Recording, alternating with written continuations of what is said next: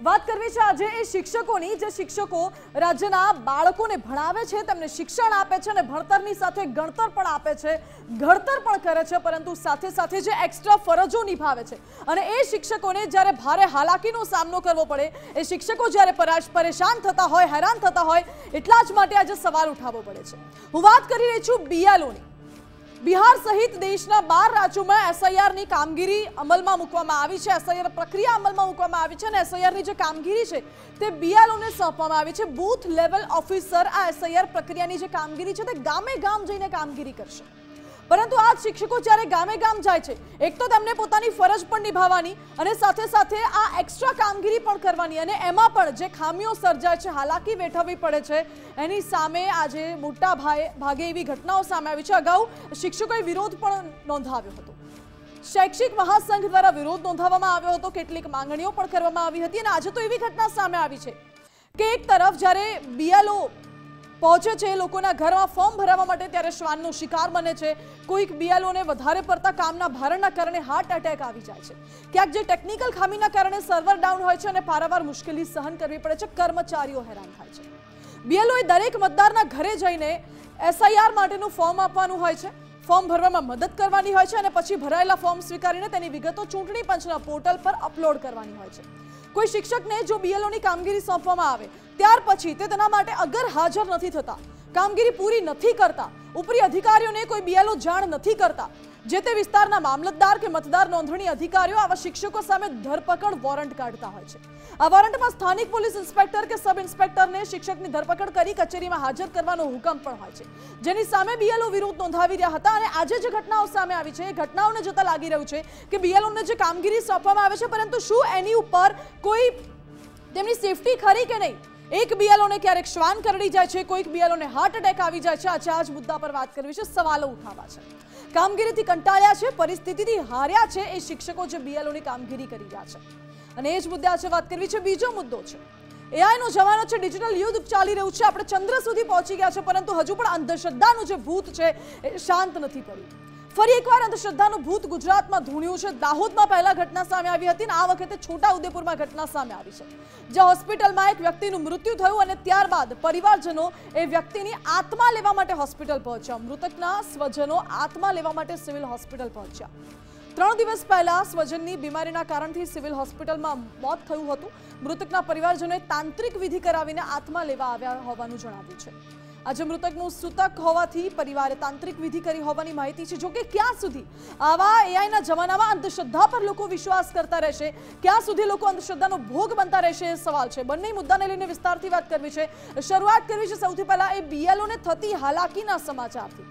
સૌથી પહેલા અમદાવાદની એક ઘટના આપને બતાવીએ કે જ્યાં બીએલઓ રખડતા શ્વાનનો ભોગ બન્યા છે। બીએલઓને રખડતા શ્વાનનો કડવો અનુભવ થયો છે।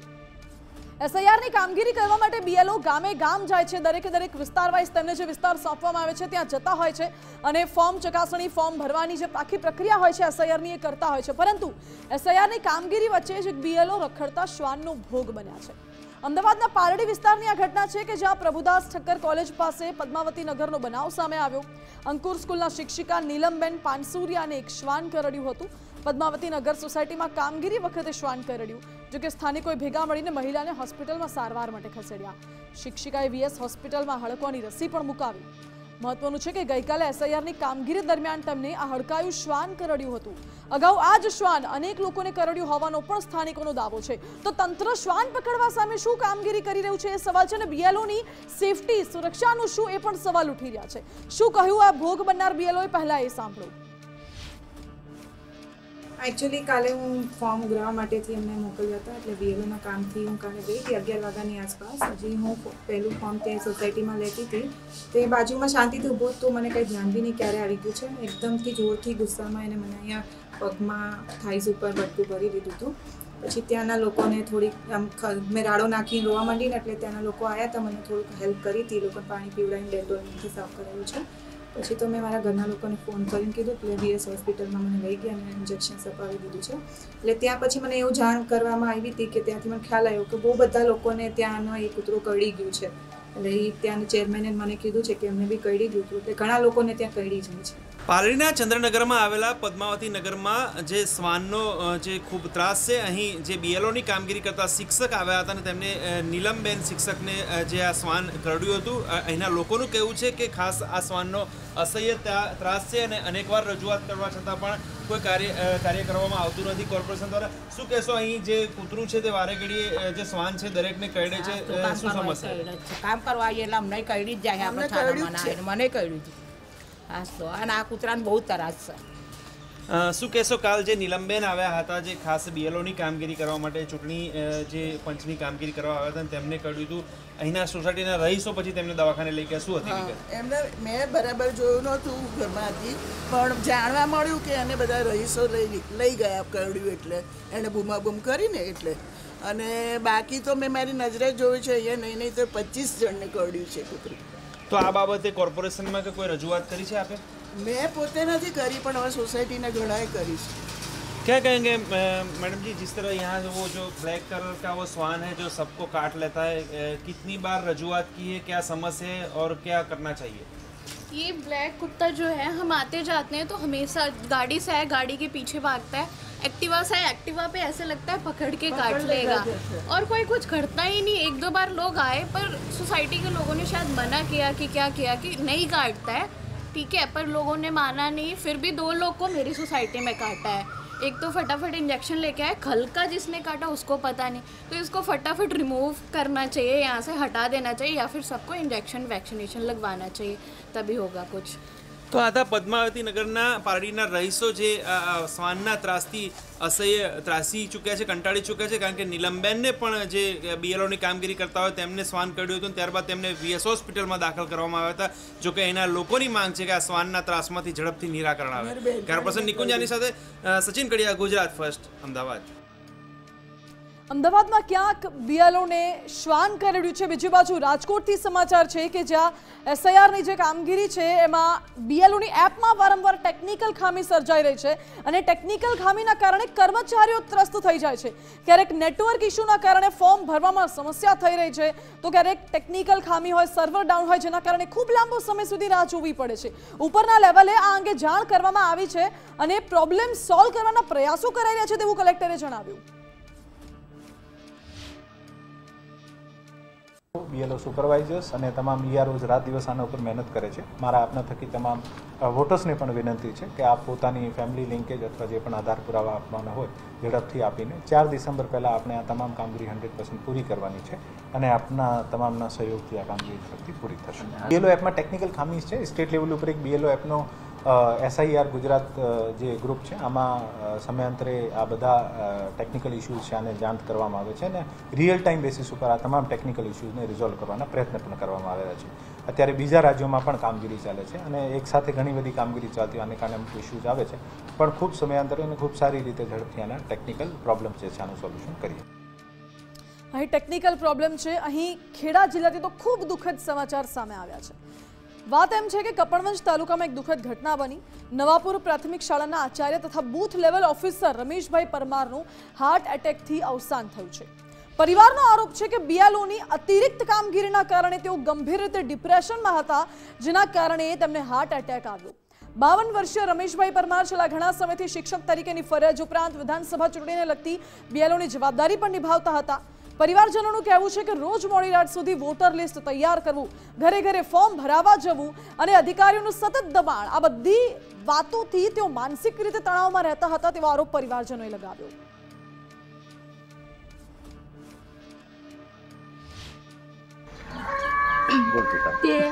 તે બીએલઓની કામગીરી કરતા હતા. કામનું પ્રેશર વધારે હતું. ત્યાં અહીંયા અમારા ઘરે નેટવર્કનું પ્રોબ્લેમ હતો તો તે દૂર જઈને બીએલઓની કામગીરીનું કામ કરતા હતા મોડી રાત સુધી.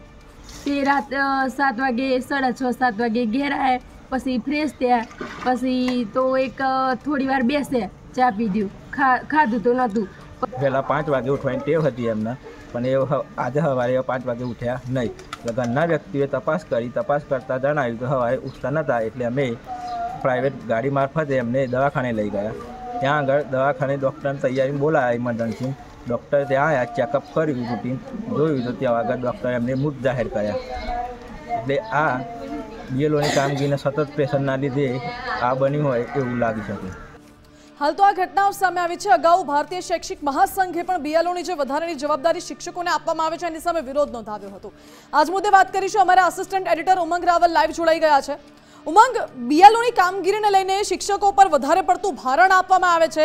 કોઈક શિક્ષકને હાર્ટ એટેક આવી જાય છે, કોઈકને શ્વાન કરડે છે, તેમની સેફટીનું કશું વિચારવામાં નથી આવતું. ક્યારેક ટેકનિકલ ખામી સર્જાય છે. આ બધી જ કામગીરી સામે શિક્ષકો કામગીરી કરે છે, છતાં પણ તેમની સામે ધરપકડ વોરંટ જે ઇસ્યુ કરવામાં આવે છે, આવી કોઈ સમસ્યા સર્જાય તો એની સામે વિરોધ છે.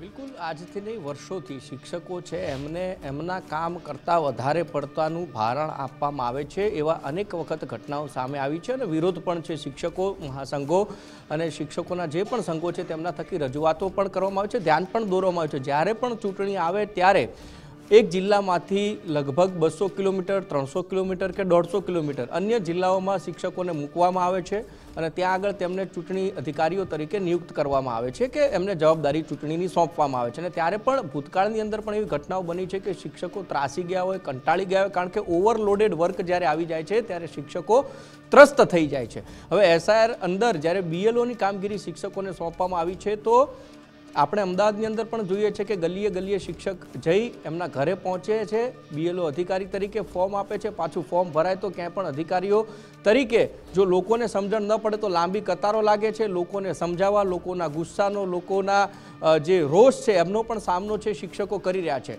અંતે પોતાનો આપો ખોઈ બેસી આપણે 2 કે 3 દિવસ પહેલાં સમાચાર જોયા હતા કે જે બીએલઓ અધિકારીઓ કંટાળી જાય છે કે ભાઈ એપ્લિકેશન નથી ચાલતી તો અમે શું કરીએ. અને આ જ ભારણના અંદર ખેડાની અંદર જે ઘટના બની, આક્ષેપ પરિવાર એવો કરી રહ્યો છે કે ભાઈ વધારાનું કામનું જે ભારણ આપવામાં આવ્યું એના કારણે અમારા પરિવારજન એટલે કે બીએલઓ અને આચાર્ય જે હતા તેમનું મૃત્યુ થયું.